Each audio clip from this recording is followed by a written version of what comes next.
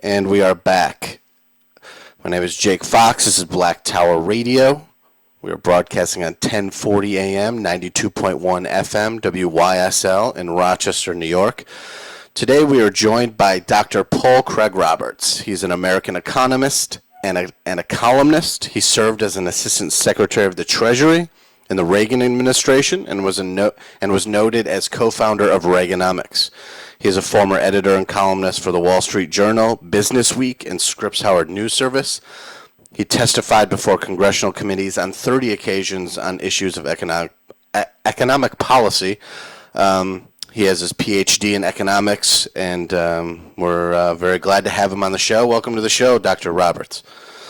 Thanks, Jake.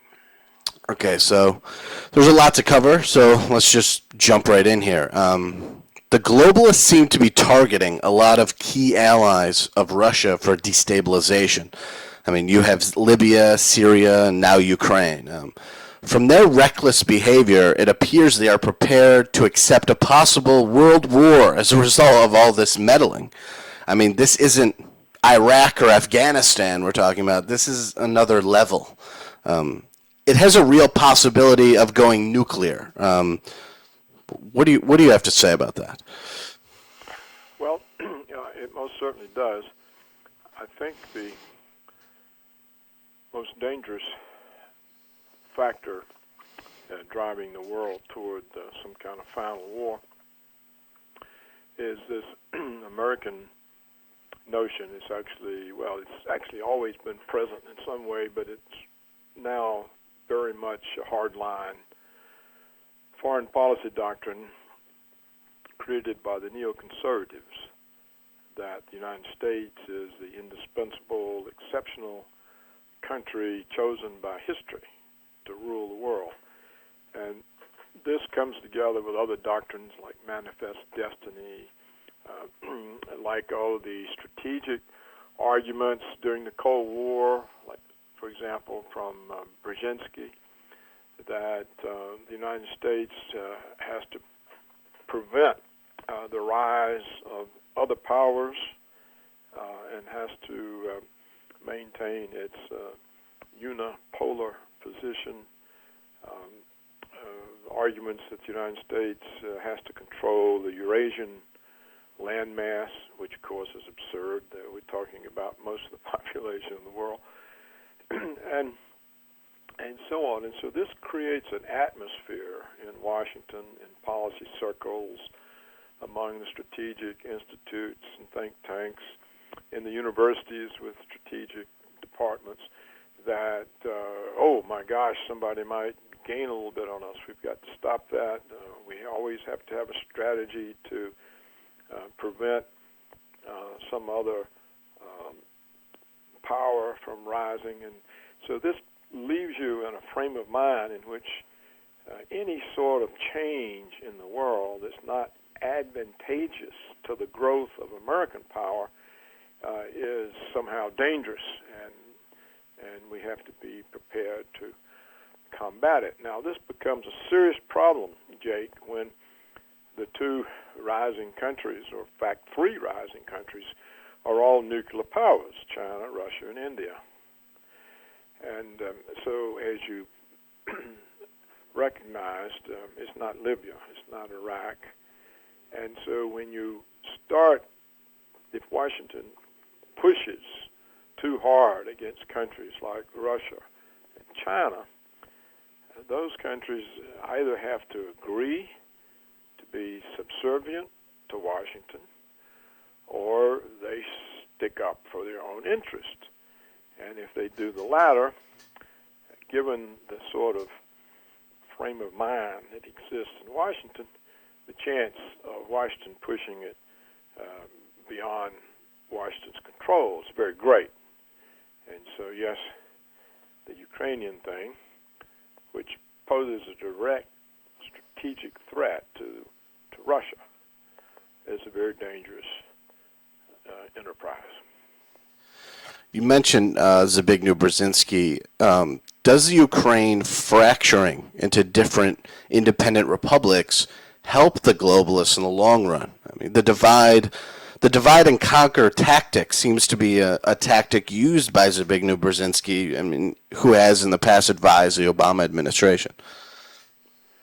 Well, a fractured Ukraine, the individual components would be very weak, and most likely they would have to seek protection either from the EU or from Russia, because they wouldn't be able to produce the type of economic environment that would let them pay the bills. So I don't think that that works for Washington, particularly if fractured parts rejoin Russia.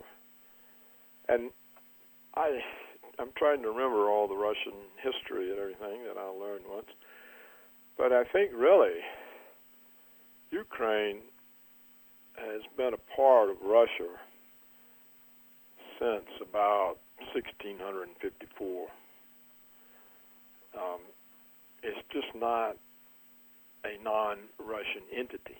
It never really has been. And so it's kind of like saying that, we're going to take Massachusetts and Virginia and New York and make them something different from the United States. It's not likely to work, and it's likely to end up in a great deal of chaos that may not bother the United States very much, but would very much bother Russia. And so they're likely to put an end to it. So now the Ukraine has accepted these IMF loans.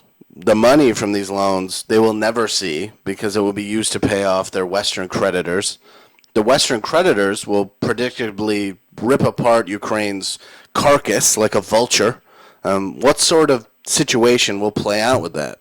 I mean, what will Ukraine most likely lose in this process? Well, it will be looted, but that's part of the plan, though not the main part. What an IMF loan does, the country receiving the loan never gets the money. The money goes to pay off the country's banking creditors.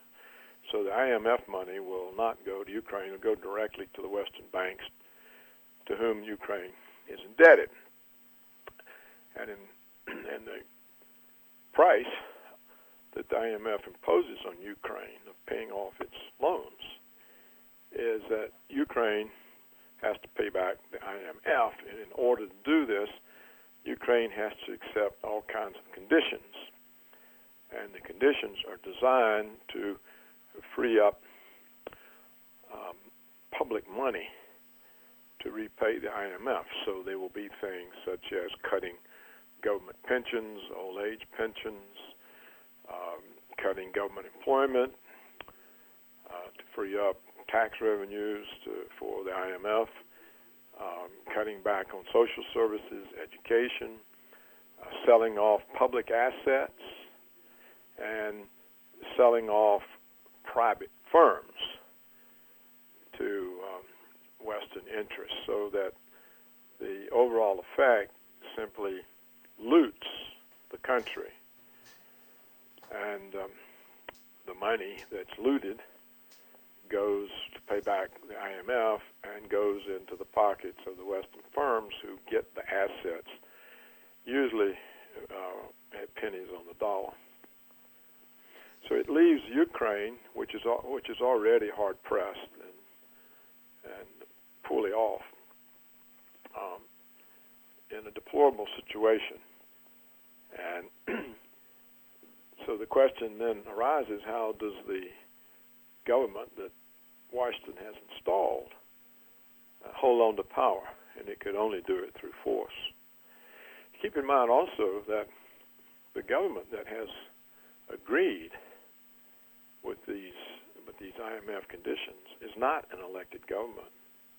It's a coup government installed by Washington.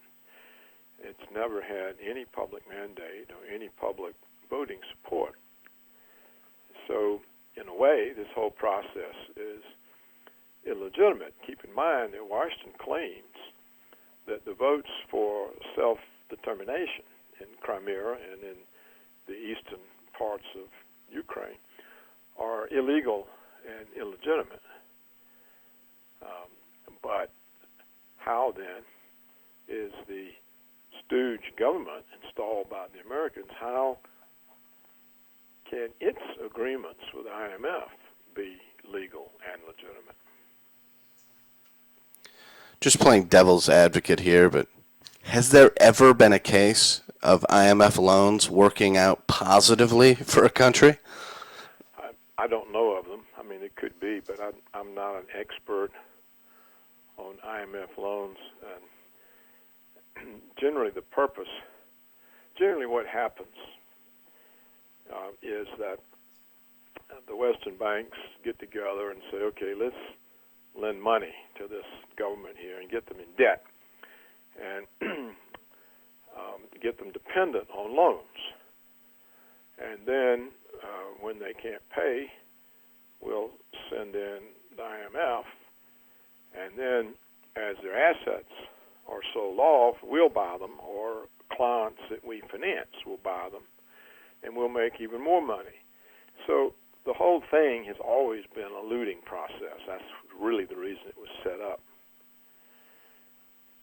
The West never sets up things for the sort of moralistic purposes that it uses to describe them. They're always set up as looting mechanisms. So for a country to escape that kind of net is probably impossible. So I would say, even though I don't know the details of every case, that is probably not an example of a country that came out well as a result of IMF. There's a very bizarre story coming out of Belgium. Apparently, Belgium bought $140 billion worth of U.S. treasuries, which is almost a quarter of their GDP. They don't have the ability to print euros, as anybody who follows these things knows. I mean, can you go into this a bit more? Well, it was Dave Kranzler and I which brought these facts to light. In a 3-month period, Belgium accumulated U.S. treasuries equal to 29% of their GDP, despite the fact that their government budget is in deficit, and their trade balance is in deficit, and their current account balance is in deficit. So they had no money at all. They couldn't have bought $1 million worth, much less the exact figure was 141.2 billion. So 141 billion, 200 million. So the question is, who really bought the bonds? And why were they laundered through Belgium? And Dave Kranzler and I pondered this question and came up with the answer that the Fed, the Federal Reserve, is the only country that has that kind of money. And the Federal Reserve had good reasons to launder it, because if some big holder was abandoning treasuries and somebody had dumped $104 billion in 1 week, and that got out, smaller holders might start dumping them. A stampede might start, and the Fed could lose control of interest rates. So they didn't want it known that somebody was dumping treasuries. They also didn't want it known they were buying them, because this was a period in which they were tapering. They were cutting back on QE, and they were supposed to be buying, I think, at the time, $65 billion a month instead of $85 billion. And if they bought up the Belgian bonds, it would average out to like $112 billion a month, far above even the original amount of QE prior to the tapering. So that wouldn't look good either. So those are the reasons that the Fed might want to launder this purpose and hide it somewhere else. I don't know why they chose Belgium. Maybe Belgium was just willing to be cooperative. Some people have said that, oh, well, this would show up on the Fed's balance sheet, but it wouldn't. First of all, the Fed's not, it's a private organization. It's not bound by public accounting standards, and even if it were, public firms don't have to report everything below 5% of their balance sheet, and the Belgian purchases were about 3%. So even if these accounting standards applied to the Fed, they wouldn't have to make it known. And there are all kinds of ways, all sorts of opaque means in which they could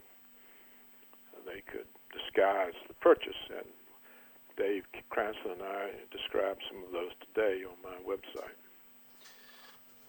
I mean, they can't mask these types of things to other nations. I mean, any competent economist can see what's happening here. I mean, they aren't exactly hiding anything. I mean, this is to keep the delusion going and the high-speed trading algorithm from making the markets go crazy. I mean, am I correct? I don't think so, Jake. I think that most economists would think the Fed would never do anything like that.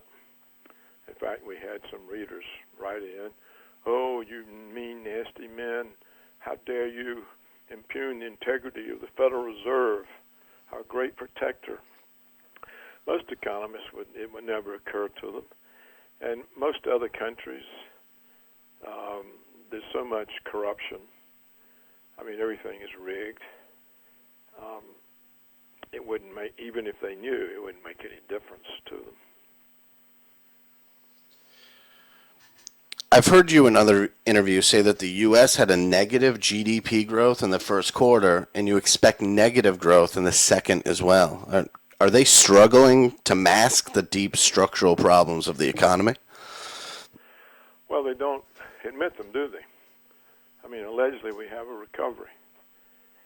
And they use various means to mask the fact that there's not a recovery, and one way is simply to underestimate the inflation rate that they use to deflate the nominal gross domestic product. The way they produce positive real growth is they use an understated inflation measure to deflate the nominal GDP, so it looks like there's actually real growth. If you use anything like the real rate of inflation, there's probably not been much of any real GDP growth since the economy turned down in 2008. And all of the economic indicators are that consumer real incomes are falling, that there's no growth in retail sales, there's no growth in consumer credit except for student loans. And so since the people don't have any money and aren't borrowing any, there's nothing to drive the economy, so it can't possibly grow. So how they would get real growth in the second quarter, other than fiddling with the numbers, they do all kinds of things. They have seasonal adjustments they can monkey with. John Williams explains a great deal of the monkey business.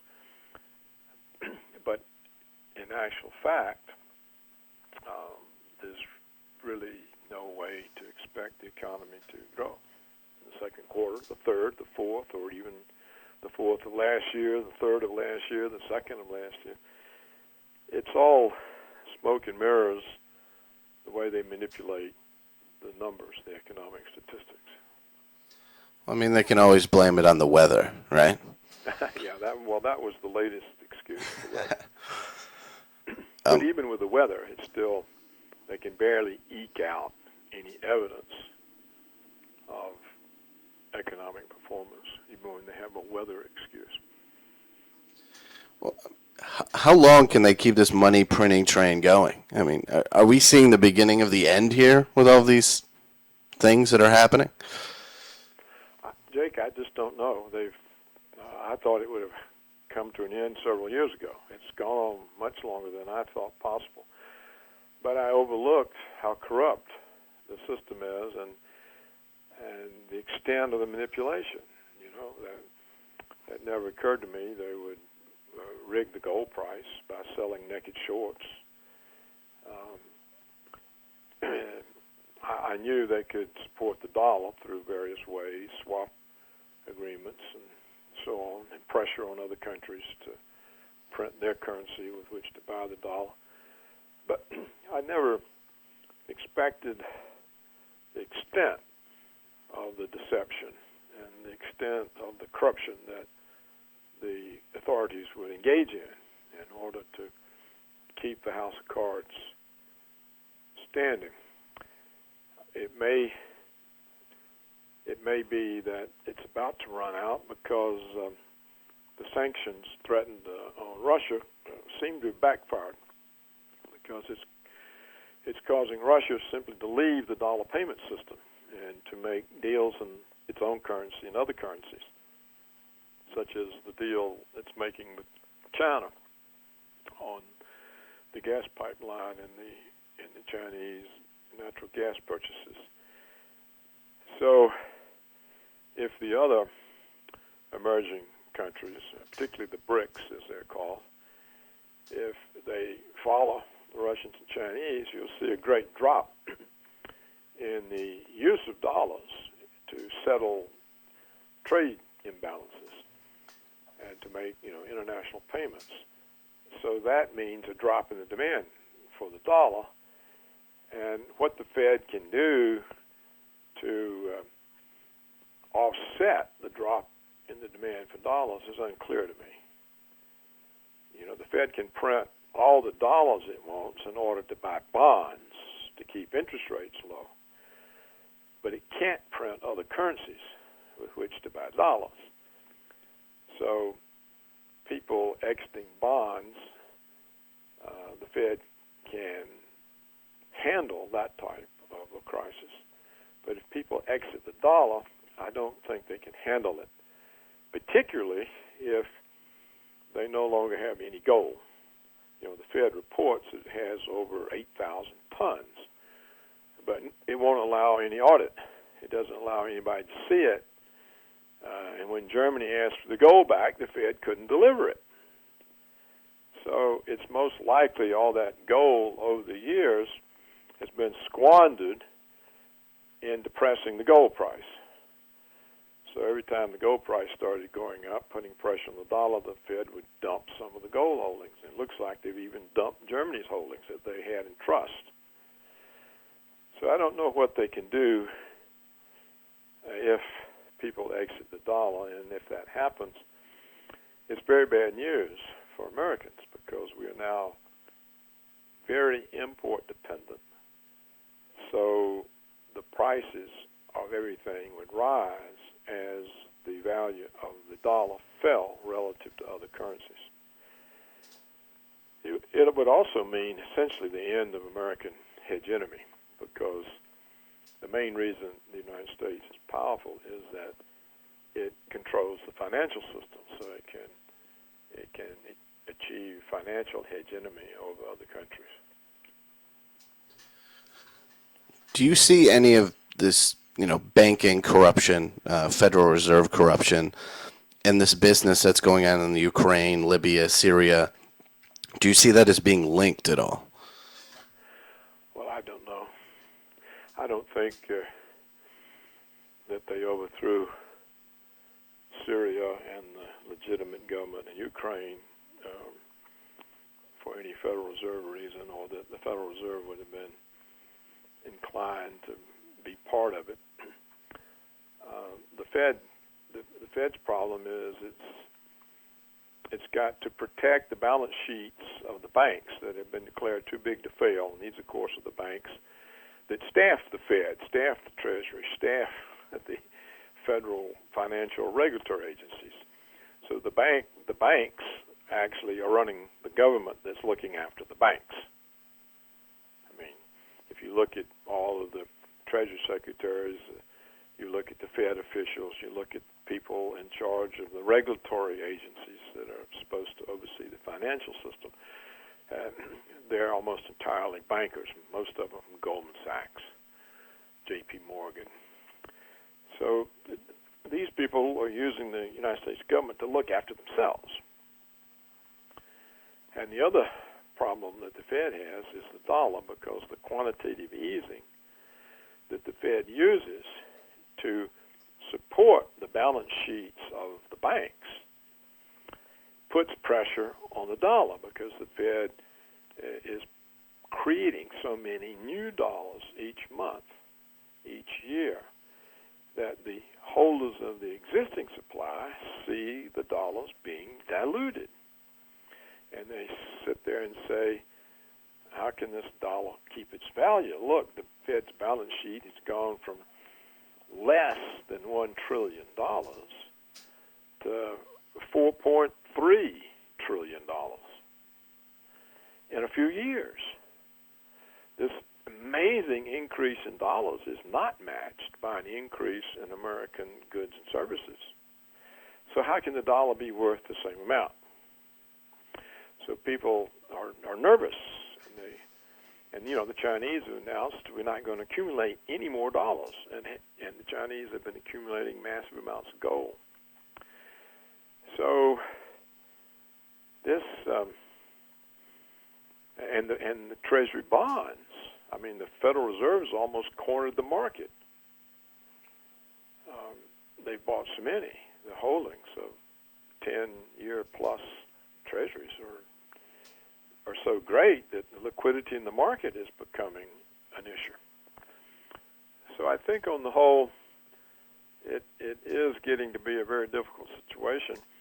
But the Fed mainly knows it's got to keep the dollar alive and it's got to keep the banks alive.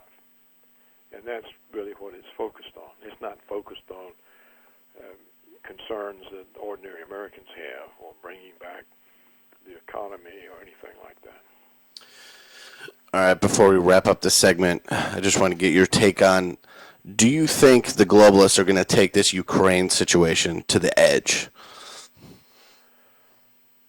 Well, I don't know what you mean by the globalist, but I do think the neoconservatives who run the United States foreign policy and have since the second term of the Clinton administration, I think they are inclined to take it to the edge because they are ideological and they are committed to American hegemony over the world, and to grab Ukraine from Russia presents Russia with a long-term debilitating strategic threat.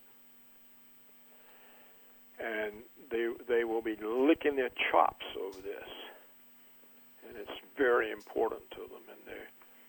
So I think they will push it to the point that Russia either has to accept that it cannot act independently of the United States' will, or that it's got to take some decisive action and reclaim Ukraine.